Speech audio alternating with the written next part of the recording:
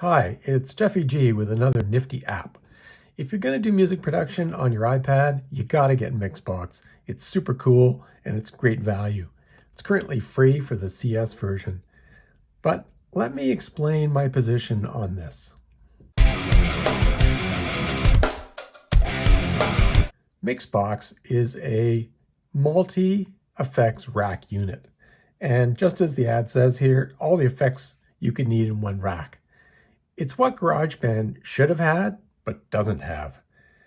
And it includes all the best effects and modules that IK Multimedia own, things from T-Rack X, Amplitude, and Sample Tank. And they've been combined into a convenient 500 series looking multi-effects unit.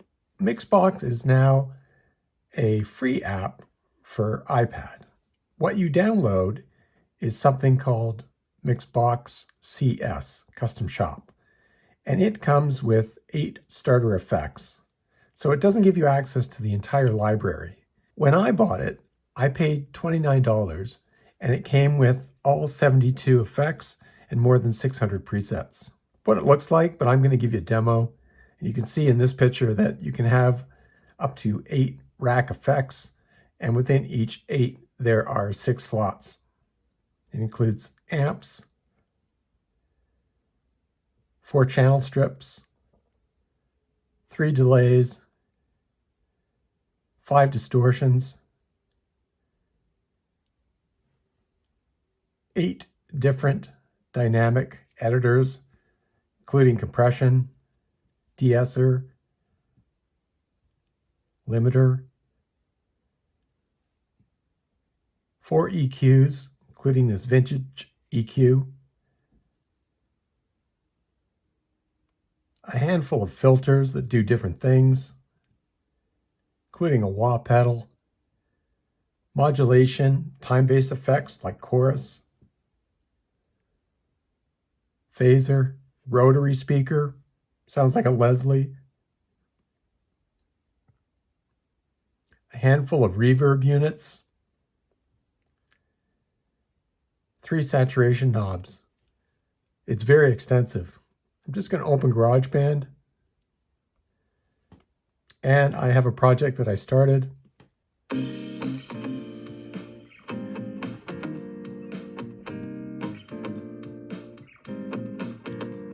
case you're wondering where I got these sounds, they are one of the producer sound packs. I chose the Tom Misch sound pack, and I just dragged some of these loops. There's a guitar, second guitar, drum track, and a bass track. You get the idea. When you go into the track setup, you can add plugins. You see over here some of the standard things you see in GarageBand. You've got compressor, treble and bass, master effects for echo and reverb. But to go beyond that, you can click on plugins, edit, and you can add MixBox. It's an audio unit extension.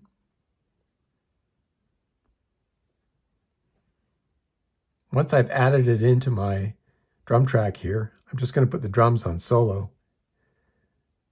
I'm going to open up MixBox by clicking on it. It comes up in the top of the pane, but over here you can expand it to take up the full pane. At the bottom of MixBox, you can choose a preset for the entire rack effect. So I'm going to choose drums, ambient groove. You'll see it loads 4 different rack effects. You could have up to 8. And you can pick those effects individually. You don't have to use a preset, okay? But the good thing about the presets is if you don't know for sure what you want, you can just put it in. There's what the drums sound like using this set of presets. If I turn it off, hear the drums without it. Turn it back on. If you click on this button over to the left at the bottom, you can choose individual presets for each effect instead of the combination preset for the entire rack. So let's say on this EQ, I want something a little bit different.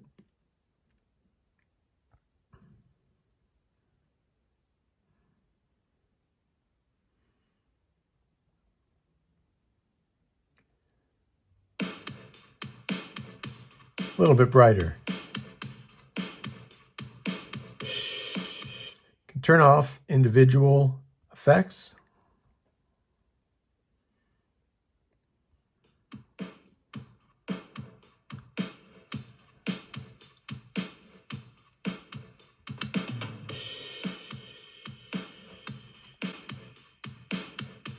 Or you can mix them.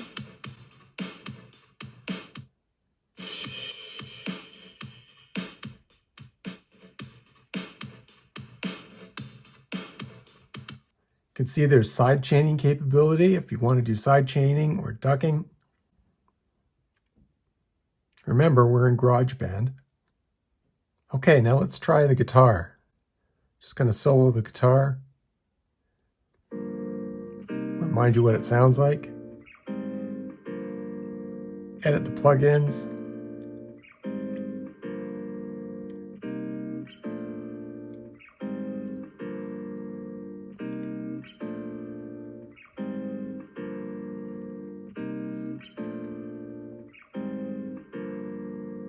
I'm going to pick a guitar preset.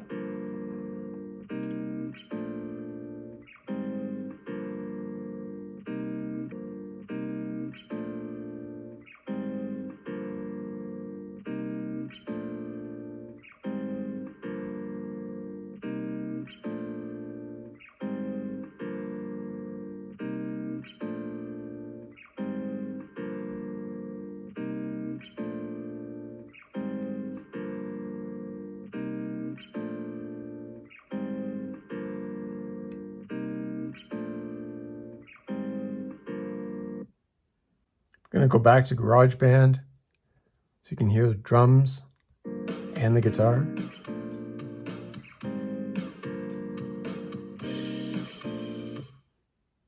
So just going through that one more time, I'm going to select the bass track. I'm in the track settings here, which you turn off and on in GarageBand up at the top. Choose plugins. These are the plugins that GarageBand has added automatically. But I want to add MixBox. It's an AU extension. MixBox. Now that it's been added, I can click on MixBox. It comes up in the top of the screen. To expand the screen, I can click on this button, and I'm going to choose a rack specifically for the bass. I'll choose big bass.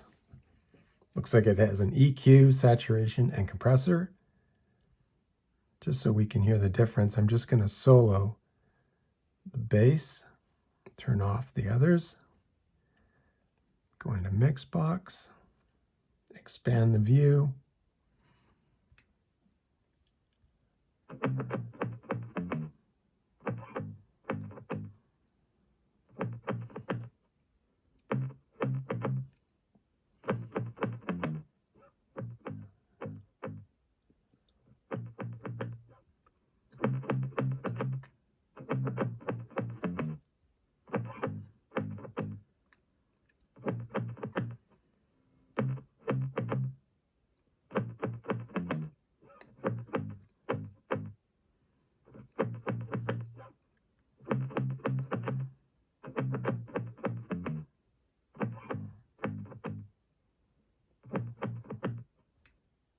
You can see you can take a very basic song, and by adding in these effects, you can get great results.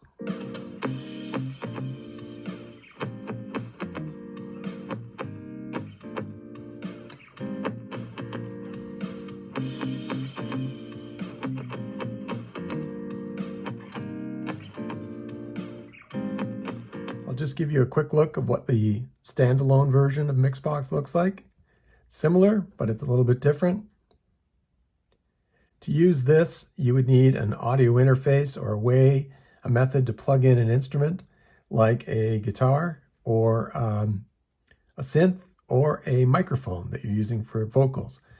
In the standalone mode, you've got multiple racks that you can define, up to 8. And within each rack, you can have 8 effects. So that's a lot of flexibility and a lot of options. So back down to the presets, I'm just going to choose a guitar preset. Let's say British Crunch. And you can see it automatically populates rack 1 with a distortion, tube lead, channel strip, and a filter. For 2, I'm going to use a different global preset. Maybe I'm a guitar player and I want to have more than one set of rack available. I'll choose Acoustic Ambient Shine. And on rack 2, I've got 5 different plugins, including that channel strip, tape echo. And the side chaining is available even for live with the built-in. And you can set the BPMs. They default to 120, but because you're not syncing this with a DAW, if you're playing live, for time-based effects like delay and reverb, you can set the beats per minute. Just like the other version, you can pick presets for individual or effects, or you can play around with the dials yourself. But if you want to get a sense of how the tone control works, it's nice that you can just pull up some of the presets to get familiar with how they work. In the standalone version, you've got settings that you can adjust both for MIDI and for your audio interface. So in this case, if I had an interface or a MIDI device plugged in, I'd be able to choose that from that list. But at the moment, I'm just using the standard iPad capabilities. You can also control your I/O for each rack. You can specify the source for the input. If I choose M, it's going to use the iPad microphone. If I had an audio interface, my channels would show up here, and I could specify for each rack which channel I want it to use for input. And for output, same thing. I can send each rack to the default left and right of my audio interface or my iPad speakers. It's very flexible. There's really nothing you can't do. So you've got one tool that you can use for everything. And as I said, I paid 29 bucks for this, and it was $39 Canadian. What's that? A 30% premium? But wait, the exchange rate is only 15%.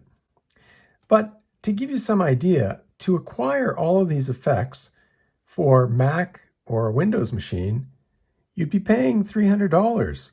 The same MixBox, all the effects you need in one rack for Mac or Windows, for some reason is considerably more expensive. There are some additional features there, but I think if you're doing music production on an iPad or on an iOS device, it's a really compelling value proposition. When I bought the $29 version, it came with Amplitube, Sample Tank, Syntronic, and T-Rack 5S. Oh, and it also came with the Hammond B3X instrument. And I was totally confused as to why I got these free other products. And they were products for Mac, plugins for a MacBook, which I'm using with Logic. And I thought, maybe they're just trials, but they don't seem to be. It seems like everything works. And when I check my licensing on the IK Multimedia website for my account, it seems I have full access. Well, shortly after I bought it, they came out with these free versions of Amplitube 5, Sample Tank 4, and the T-Rack S5 Custom Shop. And they are free. You can download them and try them out. What they are is basically starter versions of these three products. And these products are pretty good. So with Amplitube, you'll see here it comes with 41 models to get started, but there are more that you can buy. And of course, the whole concept here is that if you download these and you like them, you're going to upgrade to the full version, which is reasonable. It's a reasonable marketing approach. And when you consider that you're getting MixBox for free to begin with, it's really compelling. I can't imagine why anybody doing music production on iOS wouldn't go get this right away. You'll find a link in the description of this video to IK Multimedia's website, where you can review the features and listen to samples of MixBox on your own. You can go to the Apple App Store or the iOS Store and download MixBox CS. I hope you find this useful.